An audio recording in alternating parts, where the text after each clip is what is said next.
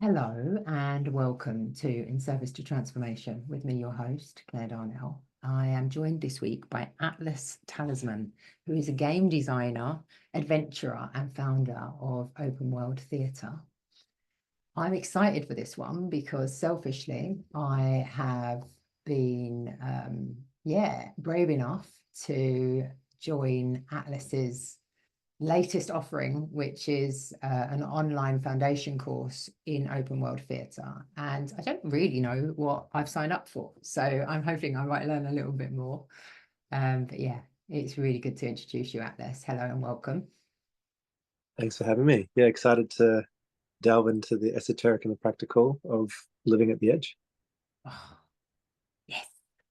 Great. So I always like to start, I guess, at the beginning, if ever there really is one, of what it means to enter into a journey of transformation. So did you have a specific moment in time or a period of time or a specific incident that was the thing that made you feel like, okay, I'm ready for some change?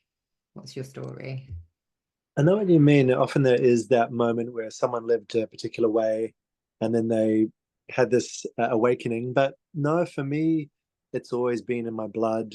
Sometimes I think back to Asterix and Obelix, that cartoon, if you know them. And Asterix always needs to have this special juice to get him into the state before he goes and does his super thing. And then Obelix fell into the juice when he was a kid, and now it's just always in his veins. So I feel a little bit like Obelix in that sense, where, yeah, ever since I was a child, I've always been in a state of wonder, really liked spending time with myself just to reflect on life. I grew up in an environment with parents who really grounded me. My individuality treated me like, you know, not like a kid, just like another human being. My dad's a counselor, so I was around people going through therapy and understanding that, there's a certain invisible layer of life that we work through. So that's just been kind of my birthright in some sense. And there's definitely been pivotal moments along the track which steered me in different directions. But yeah, to be honest with it, it's really just been always the way that I perceived the world. Yeah, it's quite a well, it's quite a unique way in comparison to many of the guests that I've spoken to and the people that I come into connection with to be able to start your foundation within the world as well. Is that something that how does that impact you in terms of how you move through the world now? Understanding some Mm, might call it privilege, I guess, although it should be normal. It should be sure. happening to people on the regular. Yeah, yeah. I mean, I think one of the other aspects, which was the foundation, was travel. Mm, So, um, and actually juxtaposed with my first 6 years being very familial. So we grew up in Avondale, and I say we because I was just one house away from my cousins. So even though I'm an only child, I had two older cousins, one younger cousin, and we would be able to run between each other's houses, climb the lemon tree, jump on the trampoline. mm, So it felt very safe. So I think juxtaposed to the travel, which happened when I was 6, and from then on, I did definitely have that sense of safety in a nest, which I think also allows us to open up because we know that we can open up without being hurt. But after that point, from age 6, growing up in South Africa, in Pretoria under apartheid, then in Johannesburg, at that time as the murder capital of the world, living through Mandela's election, all these kind of very pivotal things. mm, And then also at that around that age, also traveling to Asia, going to Japan, Taiwan, Singapore. That showed me that the way things are is not the way things are, that there's many different cultures, many perspectives, many different environments. I think that's so pivotal. If we get too embedded in familiarity with a certain way, it can be hard to sort of pry ourselves out. But from an early age, I understood that there was this thick layer of human construction and agreement that was society, that was a particular nation or a city, a culture, and that was not universal. So I think that's another really pivotal part, which very much affects my lens with open world theatre, which is always about dissolving that social facade so we can contact natural law. wow. I mean, I'm just thinking what an induction into life. And from such a young age, having the awareness to understand. And actually, I'm going to correct myself because I think children and young people are so aware. They're so constructed at that point. They do see the nuance in different cultures, and they do pick up on individuality way better than we as adults do, once we've been conditioned into seeing the world through whatever construct we're unfortunate enough to have existed within. Yeah, you've got to observe, and particularly as a kid, I was like that. I'd be quite quiet, and I'd just go, "How does this game work? How do these rules? Who's the top dog? What's acceptable? What's not?" You don't necessarily have the social layer or the adults guiding you in, so you sort of sit in the back seat. But you're right, you do really observe as a kid. Yeah.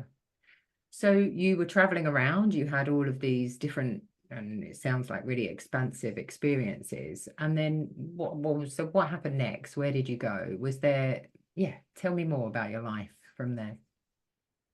In South Africa, I went to a Montessori school. So that's a very earthy, very humble, very direct kind of education. We were all in one big room, didn't matter the year level, barefoot, calling teachers by their first name. Yeah. It's very hands-on when it's teaching you maths with like towers and blocks and things. So that just definitely influenced me. Johannesburg Youth Theatre. So I started all the way back then with some kind of performative element. We'd go to shopping centres and do singing, acting and dancing, that kind of thing. But then around age 13, I moved with my family to Australia, and that became the base for the next section. So kind of early teens.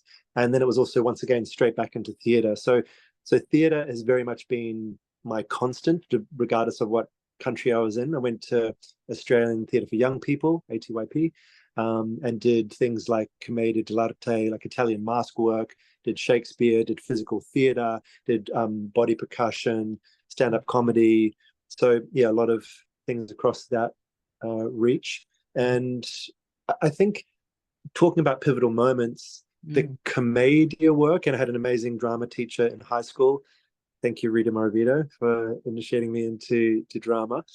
But something about the clown, the sacred clown, the jongleur, people like Dario Fo with Mistero Buffo, very political commentary. It was like they were the ones that had the language that could defy the guillotine.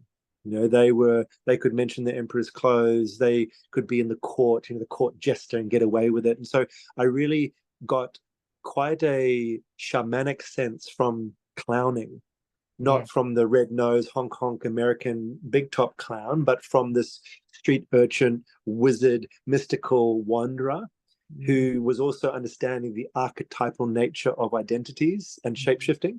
And so that was a really pivotal part of my evolution as an artist and as a traveler, was coming into contact with clowns at that age. Yeah. And so did you actually venture into, so you were studying it, but did you actually venture into the world of clowning from there and yourself? Yeah, we were doing it. We were studying it. We were trying on masks. We were playing. I played in several productions. So ATYP puts on these productions. So I was in those. Natasha Mosinen's ritual performance, which is like a body percussion kind of sounding, quite elemental tribal kind of feel, through to Shakespeare, Troilus and Cressida, which is obviously a lot more verbose and word based. But when you think back to Shakespeare as well, the setting of that work had to hit people right down in the front, in the grotesque and the gory and the lewd, right back to the philosophers or the royalty or whatever it is. So I also think in Shakespeare, there's a lot of philosophy, a lot of spirituality, a lot of humanness, a lot of tragedy. And so, yeah, I performed that. I also was in Actors College for Theatre and Television, which I auditioned into and got into this year-long course. And the thing that taught me was performance building. So I was with the same ensemble for a whole year, and we really got the idea of this collective, this body, this ensemble building almost like a sixth sense together, moving through the space, throwing, a ball around to catch, saying words. And it was also quite this not mesmeric flow state that I was educated into, particularly with a group that just trains and trains and trains as a unit. Yeah, absolutely. And I just said unity for sure. And as you were speaking that, what was coming into mind for me is just that how actually the world is a theatre, right? So we've got this construct that we're living in. All the world's a stage. Yeah, all the world's a stage. And what a unique experience to actually be studying theatre, but then I can imagine my feeling was, oh, and then you're actually seeing that you're just a player within this huge theatre that is the world we're living in outside of that unit, right? Absolutely. I mean, in two key ways. Mm, And one is I wouldn't say the burden of a certain fixation, or you could say an alertness or awareness around the internal landscape, the naturalness. mm, But I was very aware and quite sensitive, and probably still am, to how the natural, soft animal of my body wants to be in presence with others. And then mm, growing up in South Africa, and then in you know, the somewhat high society of theatre in Sydney and all that kind of thing, I really felt the distinct nature of the pretense of the showmanship of our identities and entertaining people, being charismatic, taking mm, people out to dinner and saying, being the life of the party, yeah, and feeling uncomfortable, not even really feeling engaged, not even quite understanding why people were laughing. So that layer of society was very pronounced. So talking about the theater of life, I became very aware of that. And I really longed for connection that I felt dropped in with, and open and calm and natural and interesting. I think that so many times a talking head is not that fascinating. It's a bunch of opinions, and then I have my rehearsed script on to match your rehearsed script. But mm, I wanted to learn yeah, something by being around human beings. So that was the one part, and then the second part came much later on as a game designer, which I studied through my 20s.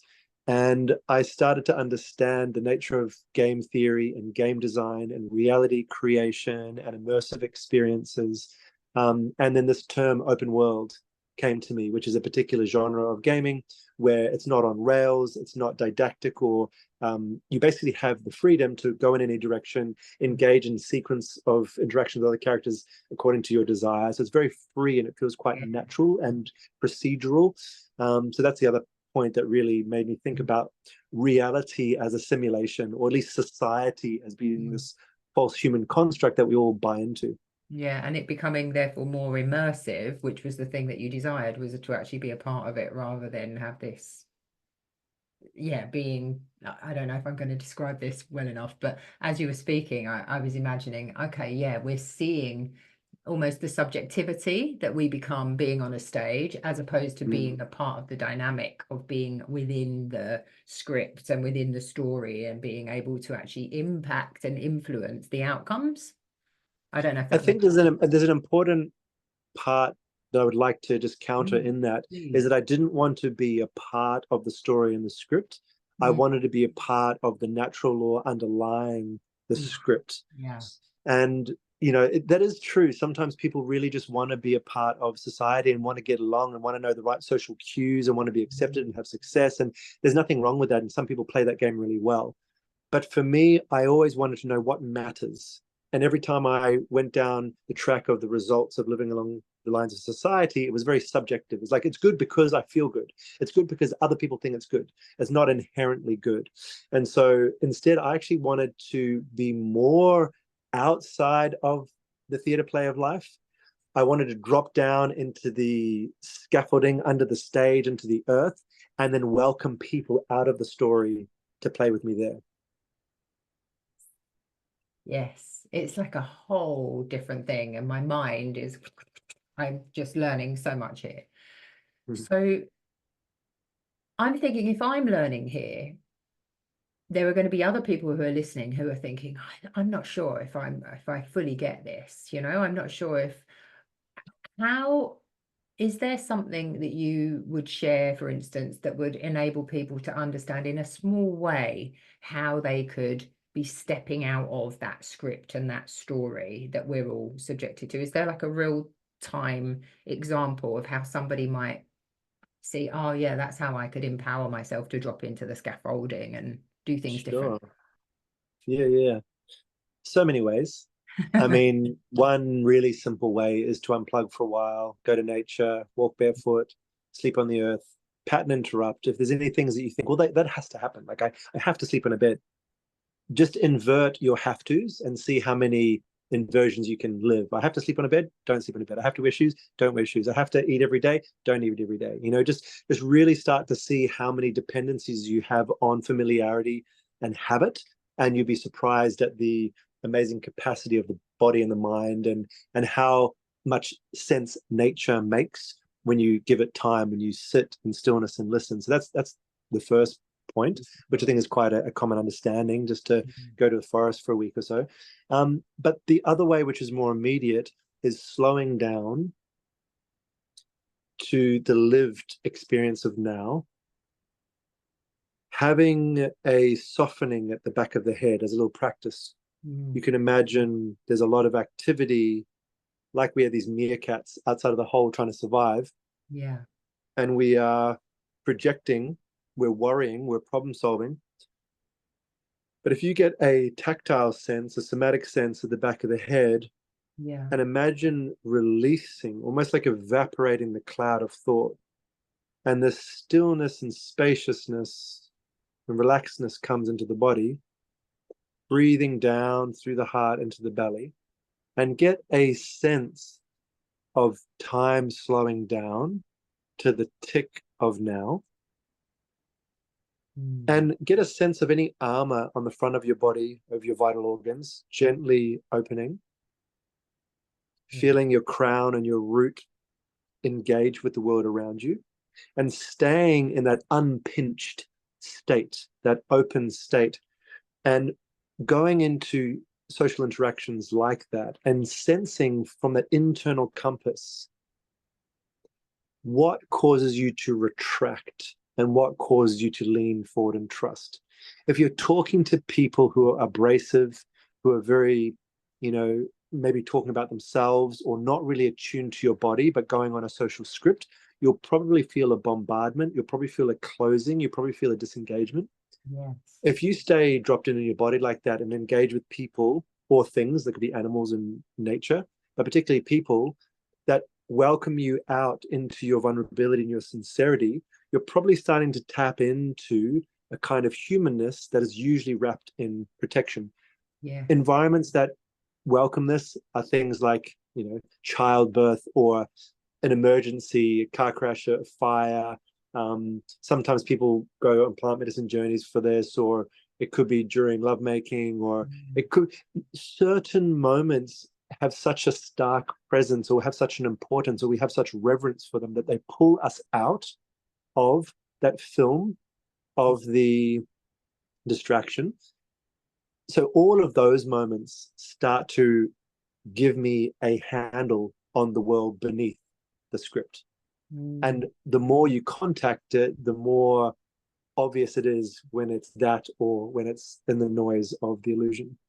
Yeah, beautiful. And I was, following you as you were giving those cues, and it felt so delicious just to drop into my body and feel the armor on the front, which is, I really want to do a good job of making sure that when I meet you here, that I disseminate your powerful message to the world. And, am I asking the right questions? And, all of these things. And actually underneath that is what I desperately want, is to have connection with you that's meaningful. And ultimately that others can feel, and then that they can understand the power and the magic behind your words. And I just need to get myself out of the way and let you do your thing, right? So so simple, so simple. yeah, it's so simple. And I love when I've not really I'd not had it explained to me previously or considered how really what's happening when we're in an emergency. When I've experienced childbirth, but the power of the primal nature of those experiences, and actually how, let's call it, society allows us to be more in our primal nature in those incidents, in those happenings. We are allowed to drop into this scaffold, the base nature of our beingness, in order to deal with pain, with trauma, with fear. Fascinating. Yeah. Exactly. And I think that's why theatre has always been a sanctuary for me, because, as you say, we're allowed in certain contexts. So in the hospital, you're allowed, maybe even in the gym, you're allowed to grunt and push things and sweat and whatever it is. And in the theatre, you're allowed to play with identities, change realities. You're allowed to display some of the more volatile aspects of human emotion. And so it's really such a sanctuary, sometimes for genius, sometimes for madness, but for human beings to be able to play things out that in other contexts wouldn't be acceptable. Yeah, 100%. And actually, my own daughter is studying performing arts, and I'm just thinking about how, as she started to maneuver towards that, how she inevitably, and there's an element of being a teenager and moving through certain teenage stages and puberty, etc., etc., etc. But what's also true is she seems more content, more stable in her nervous system. She has a way of expressing the absolute multitude of magnificence that she holds. She has a Amazing. channel for it, and Mm. yeah, she's being given full permission to express herself in every way she needs to and desires to. So yeah, the power of that Yeah. is not lost on me. Mm. Mm. Yeah, so where from here? I'm curious. So as I'm sort of feeling this vulnerability and this opening Mm. in myself as to, oh, I really want to do a good job, you know, and I really want to disseminate this.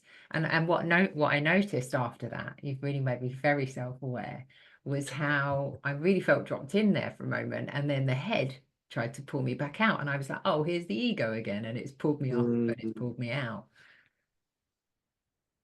I'm curious. It's you've given us the check-in, you know, you've given us the looking, you know, feeling into the back of the head, allowing ourselves to drop down into the body. That ego element that everybody carries that really prevents us from connection. How do you deal with that? How do you personally maneuver your Mm. way past that? Or how did you do it at first? You know, Mm. Mm. how do we do that as humans so we can stay connected? I think that, well, identity is a key part of the ego, obviously. Mm, Assuming an identity, use it if it is there rather than fighting it.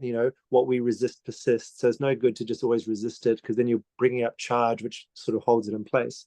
mm, So going along with ego, going along with identity, but assuming one that gives you liberty and permission to break the norms and break the shell and explore other identities and start to mm, shift that ego. So for example, for me, I know that in my teen years, going to high school, having to wear a uniform, leather shoes, hair tightly bound back, doing exams, a lot of discomfort and unfamiliarity, having come from Montessori into like a regular yeah. school. I assumed the identity of a thespian, someone who could get up on stage in front of my entire class assembly, my whole school, in fact, which I did in a unitard, jumping out of a box, guzzling strawberry milk, and essentially freestyling an absurdist script, which I then just started to make up because I forgot. It was so odd and awkward and grotesque, but I committed to it so fully. Mm, It established an identity beyond my identity, if that makes sense. Like I chose a beingness that actually helped free me from my identity. mm, So that is something that I think is so important. Often we'll get pinned in place by how we are known, by our reputation, by how we want to be seen, and by, well, oh, that's not very like you. Why are you doing that? We police each other. So if you can take a stand for something unusual, people are very lenient. The world is made of cardboard. It bends in the rain. Like I think there's actually a lot of freedom, but the mind is what keeps us in these little boxes. So that would be one way I'd say, is really start to assume different beingnesses, which gives you liberty and pleasure as well in the hardship. So, I do a lot of personal initiation and rituals, and traveling across countries with no money, or doing elemental immersions, burials, brandings, threshold release techniques through fasting and different things like that. I find excitement, or sometimes even pleasure, in all these things, because I think of myself like a stoic or a monk or a samurai, an adventurer. These are all identities and beingness and archetypes.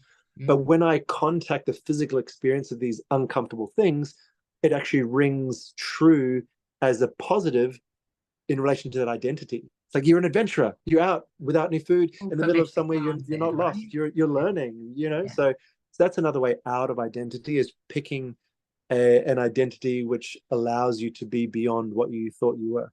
Mm. Oh yeah, I'm just imagining, and I'm imagining all of the identities now that I already actually am choosing, but how I could just push that a little bit further and meet that edge. So we spoke about being in service to meeting the edge, right? And remaining in truth. And it's yeah, I trust that I found this medicine that you offer, because that's exactly where I've been landing recently. And I think that there's definitely a permission provider in me, and there's more, right? So I get to give myself Yeah. the permission, and then I get to expand up to that edge and beyond. I think one of the key things for me that really works Mm. is having reverence for the soul. And you can think of that however you like, the consciousness, the truth, the wild, the primal, whatever it is. I call open world theater post self-help. So self-help often helps you integrate your story, has your story be heard, validates your accomplishments, but also your shortcomings, and says you're loved just as you are. You know, there's a lot of healing needed in that. That's beautiful work. It's just not my work. So with post self-help, I think we actually sometimes disregard the entire identity and story and that part which people want to be seen as and reassure you that they are, because you feel the quivering, tender, raw soul behind that. Or Mm. you might say that the soul is the stark, ever present power, but there is some kind of natural humanness or animalness that is often covered by the social mask. If you step out of the script enough, if you meet enough people in truth and vulnerability, if you have embodiment practices which take you out into your natural wilderness, into your soulfulness, you start to care for people enough not to buy into their story. I'm not going to sit at a bar with you and talk for half an hour to an hour on a bunch of babble that honestly you don't even care about, but you think is the right thing to do. Mm. I'm going to stop. I'm going to breathe if I'm tuning out. I'm going to, hey, what's deeper? There's a precious few minutes. We might not see each other again. What's really important here? And you're talking about permission a few times, to give people permission to stop, to say something new, to feel. Mm. And that is also a physical sensation. It's about the softening, becoming acutely aware of the subtleties in the room, and even looking at people. You can look at their face, you can look at their eyes, or you can look into them to find that soul wink of recognition. So if you're aware that we are inundated with things that are compounding the identity, that we're culturally programmed into presenting this, and how harrowing it is. You look at the state of, mental health and suicide rates and loneliness. A lot of this is a falsehood which has a huge negative effect. It's alienating. We feel lonely. We feel unmet. We feel misunderstood. So if you accept and feel that this false layer is there, that's another way that I get through it, is I actually have a sensation of actually not tapping in and even not reacting. If someone's going, oh, da, da, da, da, da, Mm. I might socially need to smile to reassure them. But if I actually drop that and feel and look and catch their awkwardness, because they don't know this is not a usual dance, you're not doing the rehearsed steps, Yeah. and calm them, we start to attune to another language which we don't need to be taught. We remember it when we're innate. Yeah. Wow. Powerful. Yeah. Thank you. Mm. Mm. Yeah.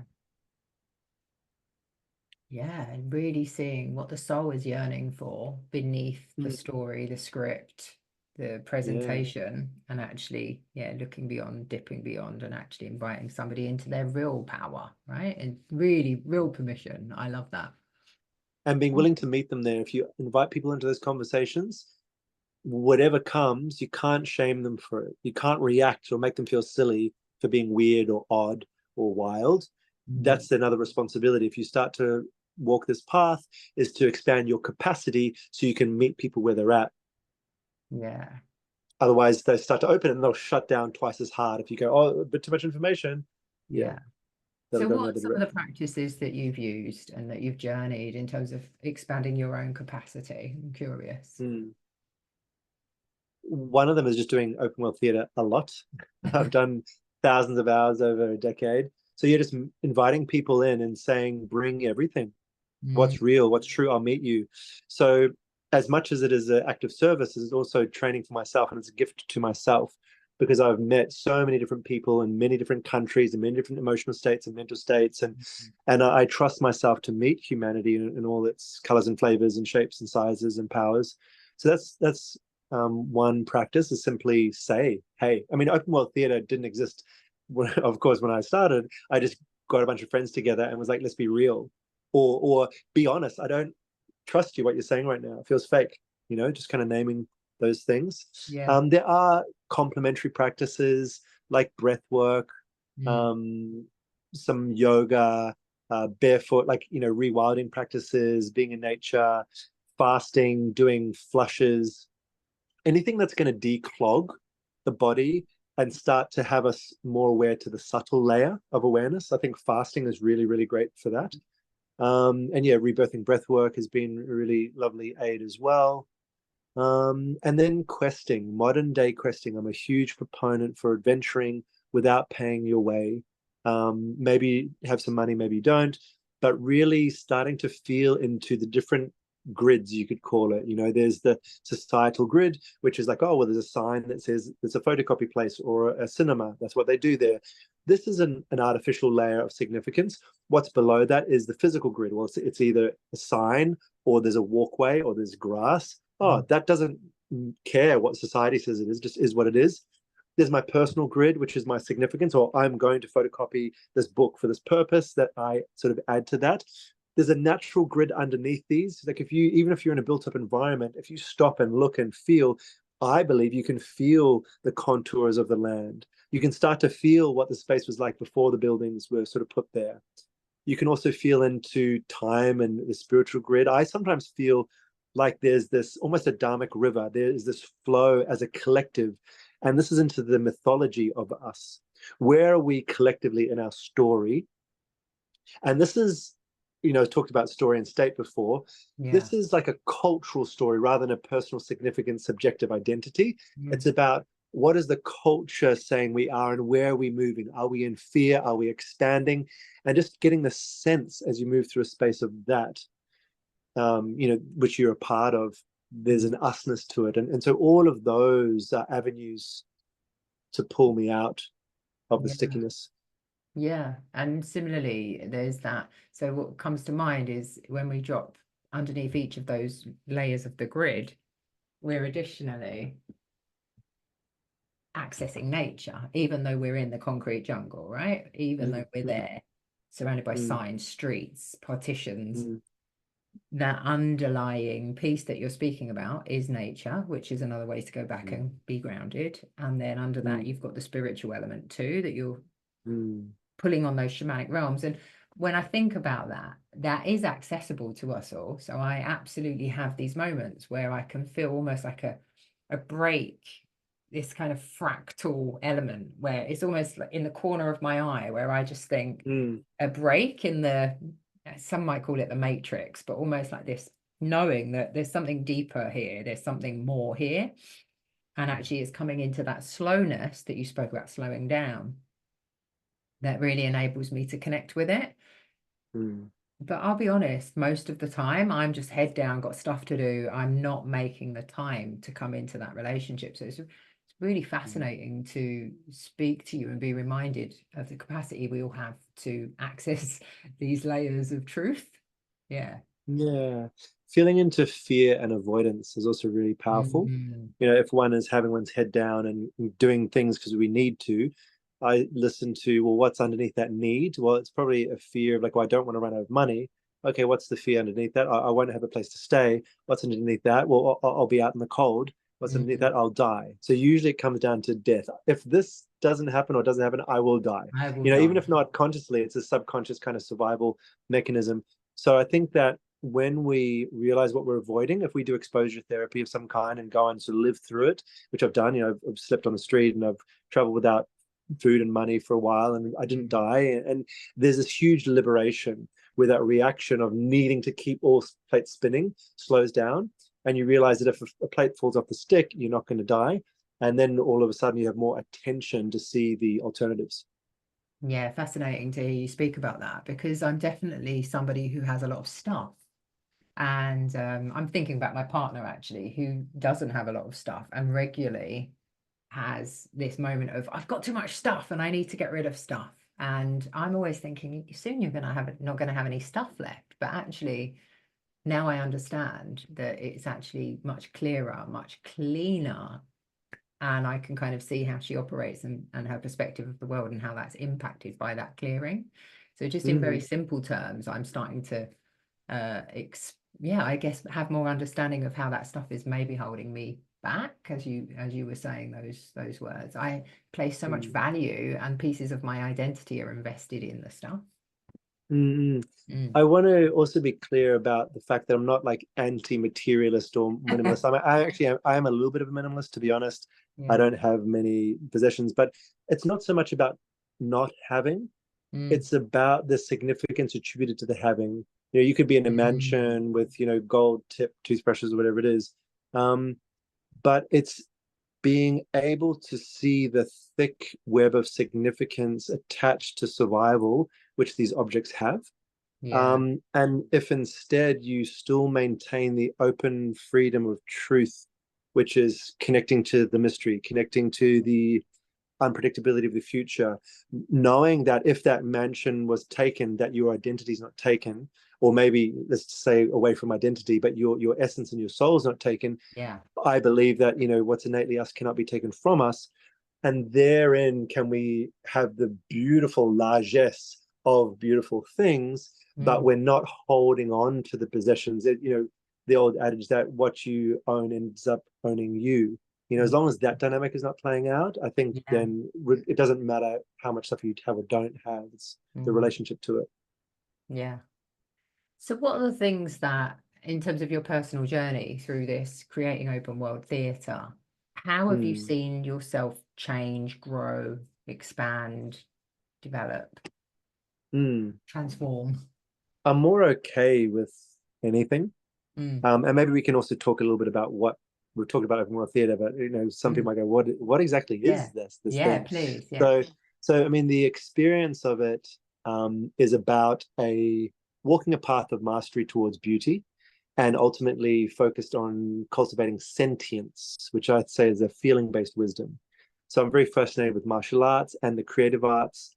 I have a spiritual seeking, and also know that connecting with my humanness is also a core part. So it's essentially using play, but deep play, Mm. to come into contact through the prime practice being scene work, where we step onto stage together and we go through what I call a cycle of aliveness.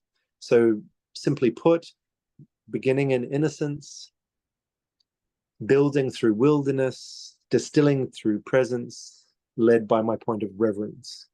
Mm. So, there are so many expressions that want to be liberated in the body to expand our palette of the instrument of our body so that Mm. we can really allow soulfulness in all directions. So that's my main intention, is to help give people more range Yeah. by welcoming parts that are usually shamed or not allowed in regular Mm. society. So we create the space where it can happen. And it's all improvised, it's all spontaneous and emergent. We're always feeling into, does it feel alive? Does it feel true? We go through a self-awareness, through to an embodied expression, through to colliding in the social, and really tear apart all the shoulds and expectation, even naming some of the shadows, like, oh, I've got this projection about you, I don't feel comfortable here, just Yeah. being blatantly honest, and through that building trust. And then there's a natural artistry that emerges. People start to speak poetically simply with their confessing their heart. People start to move choreographically just when they're unencumbered and just moving in joy and innocence and even naivety, foolishness. Mm. And through that, what I've found is that we start to drop into this innate kind of healing ritual. I believe that people are medicine to each other. Yes. And people start to have some kind of ceremonial aspect as they connect with the sacred. This is not imposed, not taught, not guided, but just naturally comes about when people are being honest and sincere and connected to their heart. So Mm. that is the summary of what open world theatre is. It also has an aspect of questing, going out into the greater world beyond the workshop space to Mm. explore the musical score of life. And to come back to your question of how that's changed me, is I'm more willing to be in the unknown. Yeah. I'm more willing to meet someone and not know who they are, how important they are, what they think of me, not really caring what they think of me, because I think thought is often a fearful attempt to define and categorize things. Um, I often see society as a psychotic kindergarten. We're all orphans. We're looking for elders, wise people.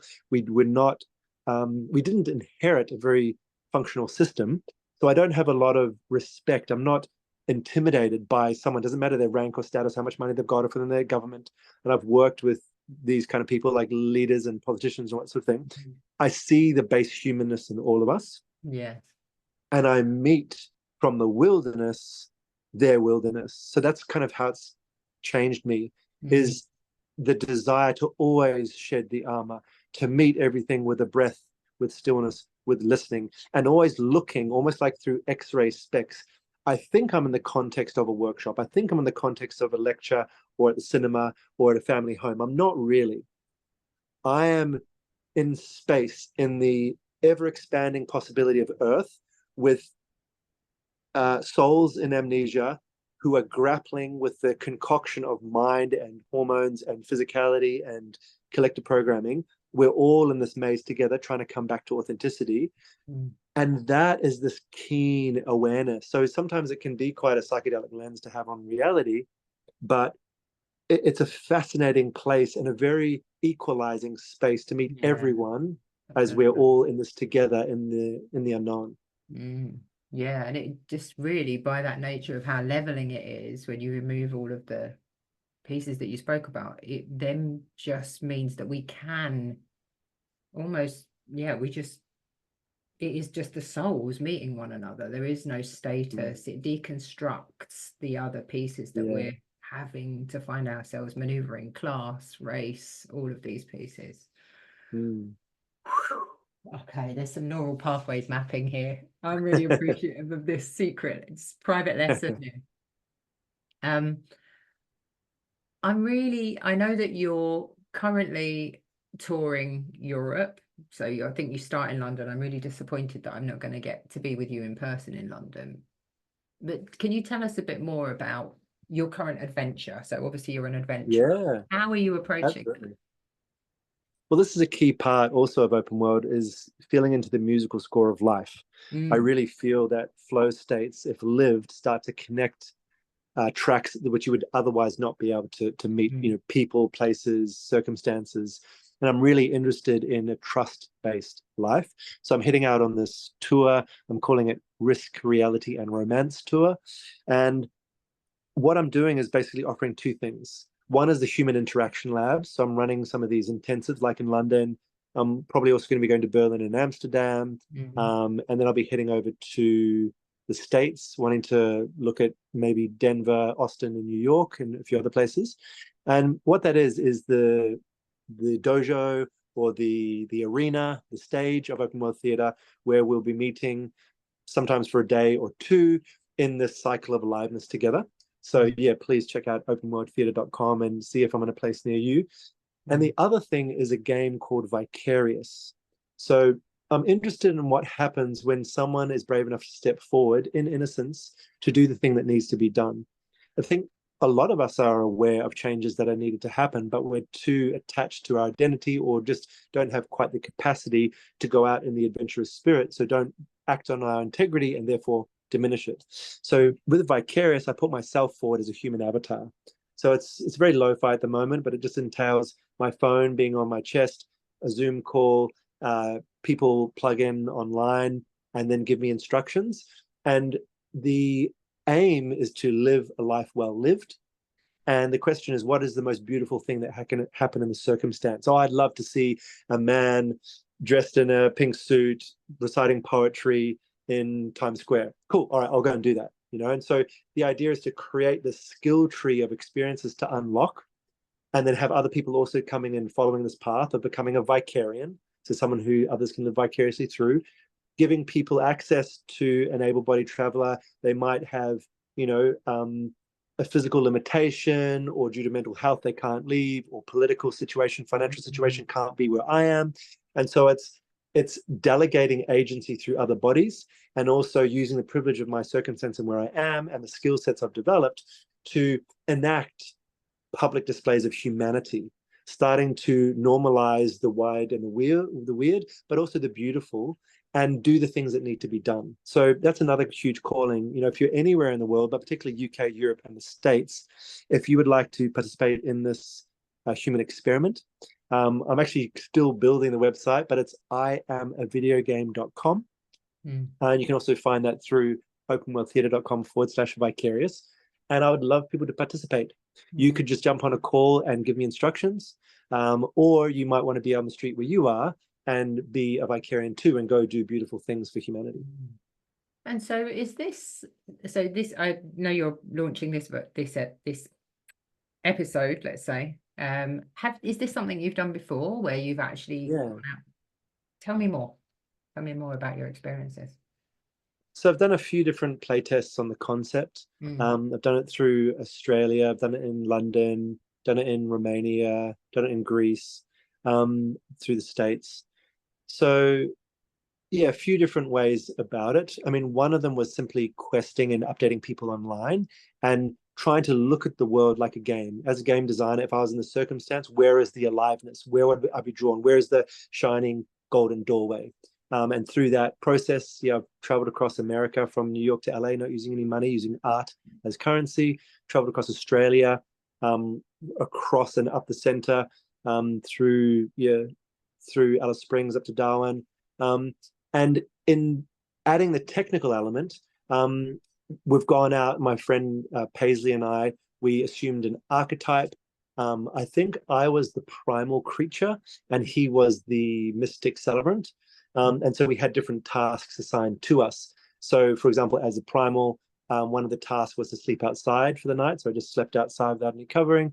Another one was to play fight a stranger in the street, which I did. One of his was to conduct a burial or a funeral. I think we found an animal on the side of the street and buried it ceremonially. And we would literally just have a phone on our chest, like I said, a Zoom call. We had 4 friends tuning in, and the friends have different responsibilities.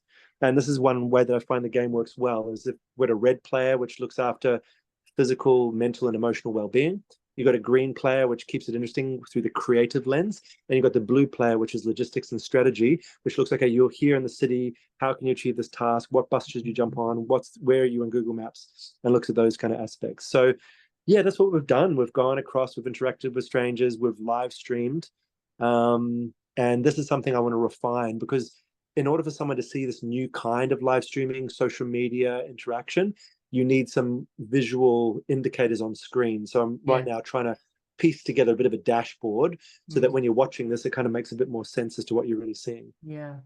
And I was just thinking about where you've allocated those, players, those responsibilities, how that allows you to be more expansive and present in the task in playing the game, right? Because you've delegated responsibility to the others in terms of your well-being, and how that must be risky but also expansive.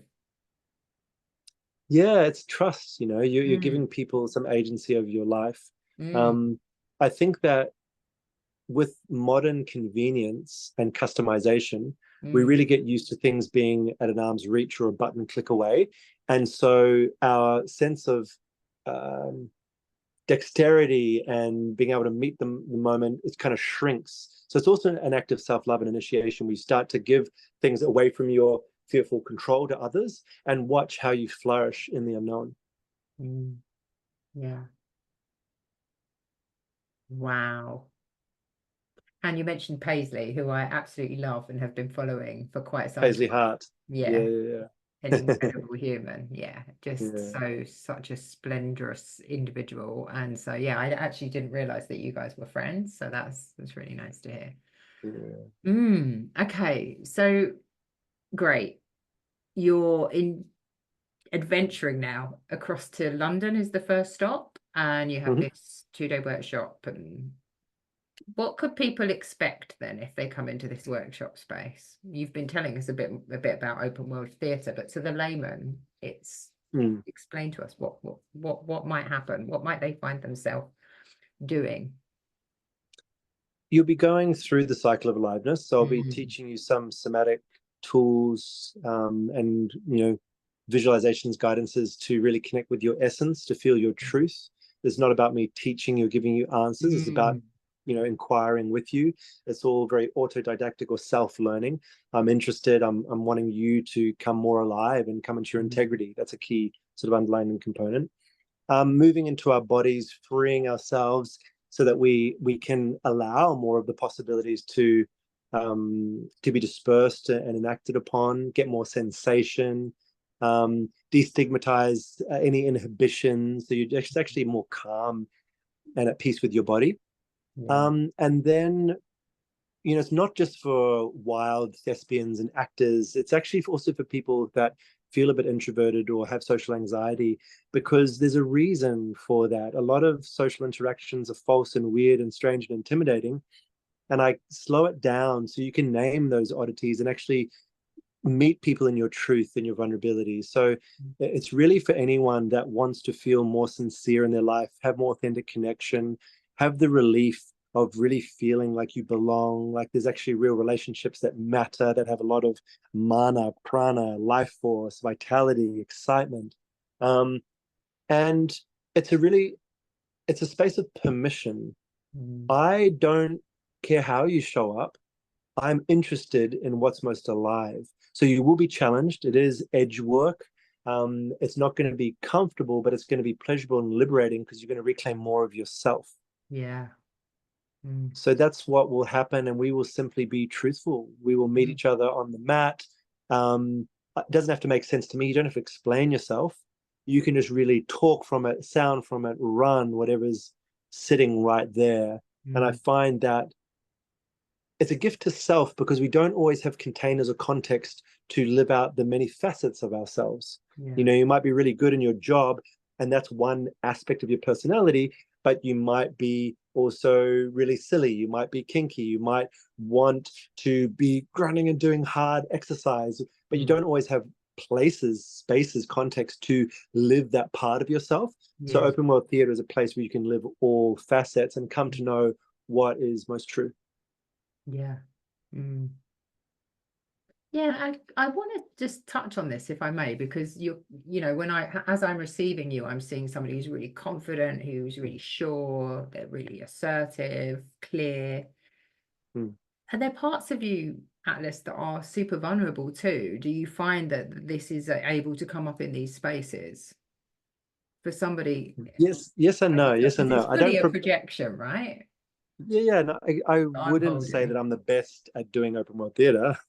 I think that we teach what we need to learn. Yeah. I deeply want to feel more. I deeply want to be more vulnerable. Um, I do trust flow states to the point where I see it's not about confidence, it's about faith, it's about trust.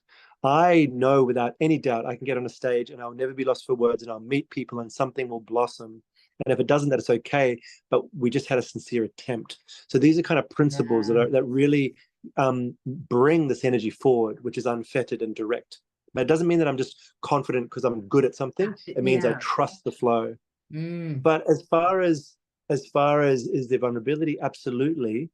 I mean, I'm going on this tour and it's not all paid for in advance. I don't have a wealth of savings just to go around the world. Like, you know, I'm relying on landing in places where I can stay in community. I don't know how many tickets are going to sell. I don't know where I'm going to go. I'm packing my bag right now, and it is definitely a ritual. It is definitely a process. I feel the tenderness. I just want to sometimes stay in bed and be in the familiarity and the surety that I can have a roof over my head. So it is something I'm also initiating myself through constantly. It's a constant practice. Discernment between my mind and all the strategies and survival and possible timelines, and the authorship in this moment through my body with my soul present. What's here actually is usually manageable. It's a phone, it's a light, you know, I've got some water just there. So I'm super sensitive. I don't like being around the social environment with a lot of people talking heads. I find it very stressful, which is why I created open world theater as a gift to myself, so I can be in a place where we're always naming the bullshit and going back towards vulnerability and sincerity, because I really feel it when I'm around a lot of people who are stuck in story. So yeah, definitely there's a lot of tenderness in me, and that helps me in guiding open world because I can feel the shifts in the room. And it also means that these quote unquote courageous acts, my own initiation beyond my desire for comfort and assurity. Yeah, beautiful. Thank you so much. Yeah. And yeah, just it's so beautiful to experience you in your full trust that everything will outlay and everything will come because you fully have trust in your body and your ability to hold yourself in every given moment. And so everything this is life, right? We just have to surrender and everything does actually work out for us. It's us getting in the way that kind of prevents the natural flow. So really beautiful to see somebody who's actually and experience somebody who's actually living their life in that code. Really inspiring. Thank you.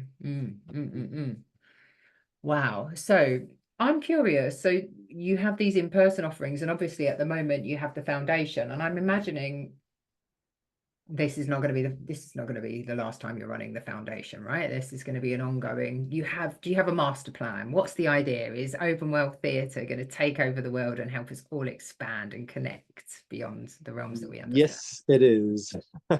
I mean, I think that we are part of a wave of sincerity brought about through the abhorrence of the falsehoods and travesties and joke that is modern politics and finances and all these kind of things, which are obviously broken, wrong, and unjust. So one of the movements which I feel I'm a part of is something I'm terming spirit punk, which is not just open world theater. It's all of us rebelling from the appropriate because we see the sacrilege of all the avenues towards divinity, whether it be your cultural context or your religion or whatever it is. And we're saying, you know what, I'm just going to testify. I'm going to be with God now. I'm going to come out and do the most beautiful thing. I'm just going to confess from my soul. And I feel like more and more, because there's just so much that's no longer tolerable, we're just not going to try and get it right anymore or protect ourselves. I'm just going to come out and do the most beautiful thing and show our human decency and show the overriding heart that is present with all. So that's what I think is going to continue to happen, as there's also forces pushing the other direction of the inhumanity. And so my position within that is to provide these gymnasiums, you know, in the true traditional origins of the word gymnasium, gymnos, Greek meaning naked. It's a place to come and strip down into your vulnerability and meet each other human to human. I'm setting up a space in Melbourne next year, which will be a permanent kind of hub for embodiment and welcoming other embodiment practitioners to come and function out of there as well. There is a system I've designed called the orbits. And I see this to be like a modern form of martial arts, really praising the creative arts because they are the aesthetics, which is the antithesis of anesthetics. Anesthetics numb you out, aesthetics help you to feel. And so there will be these almost like martial art dojos, but really focusing on sentience, on beauty, on sensation and artistry. And I want to take people through this like you were going through and earning your belts. So it's people showing up as art marshals. There's the keepers of the flame of creativity, and they're going to initiate themselves through, you know, the orbit of becoming, which is things like being no one and being aware of your super sense. Then the orbit of beholding, which is getting okay with your primal embodiment and your space, etc., and so on. So there's all these kind of levels you'll train through. And I would also like to initiate other practitioners to teach this work as well. So the Foundations is actually the first module on practitioner training, and practitioner training I'll be rolling out next year. But if you're anyone, whether or not you want to teach open world, or you just want to be a facilitator of wild, raw, artistic, and spirited work that meets the chaos, that can deal with people in a masterful way, that can hold a space and guide a journey, this would be a kind of program that would be suited to you. So that's the vision for the next few years, is creating these hubs, starting in Melbourne, but I'd like a number of them around the world, have this game of vicarious where we're all out questing in life, doing beautiful acts, and initiating people with a new kind of nobility. You know, how often do we see people walking a path of mastery? We might see a Buddhist monk in an orange robe and go, wow, you're living this, you know, stoic life. But I want a new kind of devotion to feeling and to beauty. So that's what I really hope starts to propagate through open world theatre. Yeah, wow.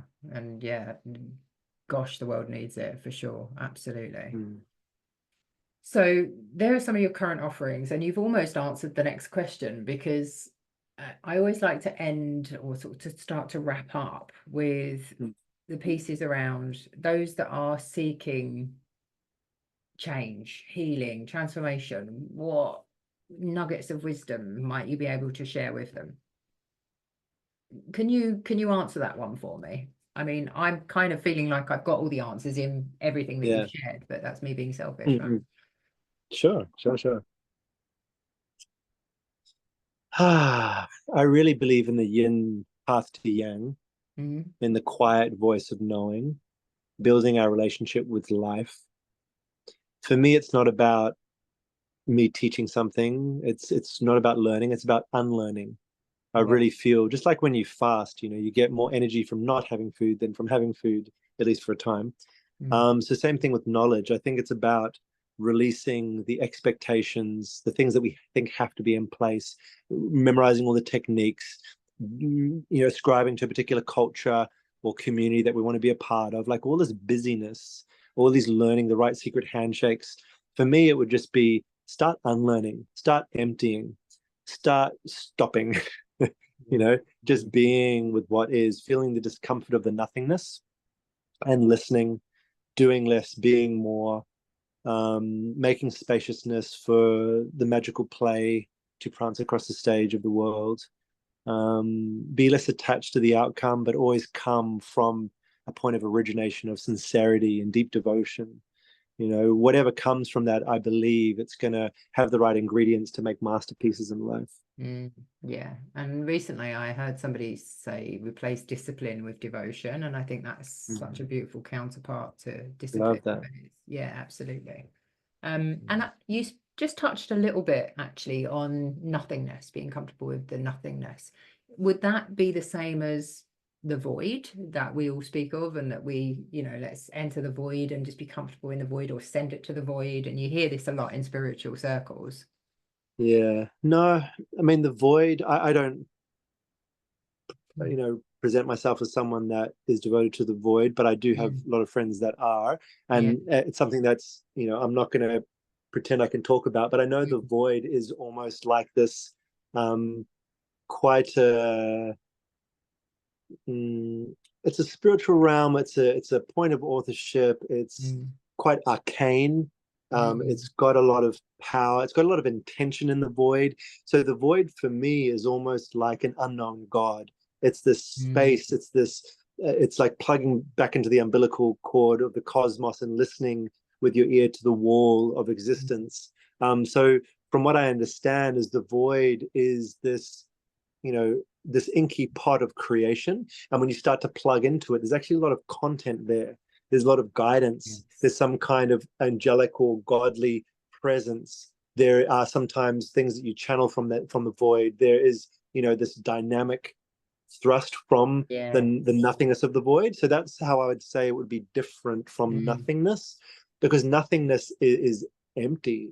It's just spaciousness. It's the very important task of detachment from all the invisible cables of our attention and our electricity and our physical tension and our relationships that were imposed upon and the dogmatic nature of our culture. Like there's so many things to undo, and then we come into simplicity. Yeah. And our singular presence, like our pinprick of consciousness, and that feels very different to me, to actually plugging into this inky part of arcane knowledge and wisdom. Yeah, absolutely. And how I'm receiving that and how that's resonating for me personally is like nothingness feels like not knowing, just almost removing the need to know, moving into the space of I don't know, and having to move past the desire and absolutely ego's need to know, and dropping beneath again with the I don't know, and that's okay.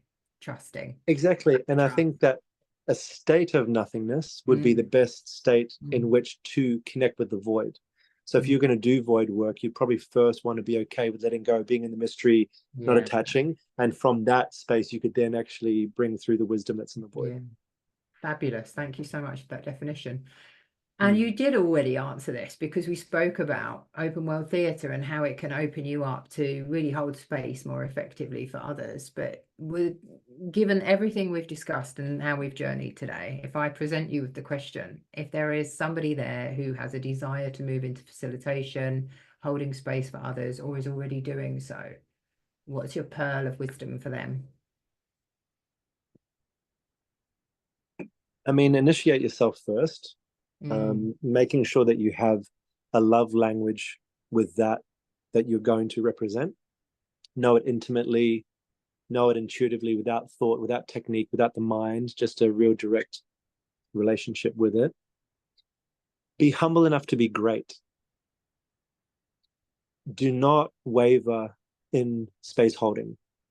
Do not let your ego get into way with apologizing for yourself, with fumbling, with doubting. That is the mind getting in the way. If you're going to do this, soften, and your humility will lead you to flow, to power, to immediacy, to conviction, because you're trusting yourself as a custodian of this work, whatever it is that you're representing. And that's where there's eloquence and elegance and grace. And if you find yourself still tripping up and apologizing for yourself or bringing a lot of awareness about yourself, you're still making about you and not the work. Yeah. So Yeah. yeah, please be humble enough to be great. And that allows the space for people to actually have their own relationship with what you're teaching. And it comes full circle back to the piece that you were speaking about being able to drop through to the soul, right? And speak to the soul and not meet them with the societal expectation nicety, but actually give them the medicine that is required by the soul. Yeah, I love that. Exactly. Yeah. Oh, yummy. Thank you so much.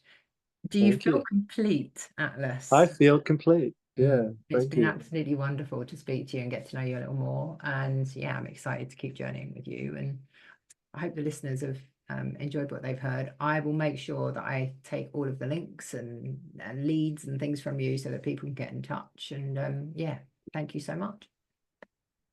Thank you.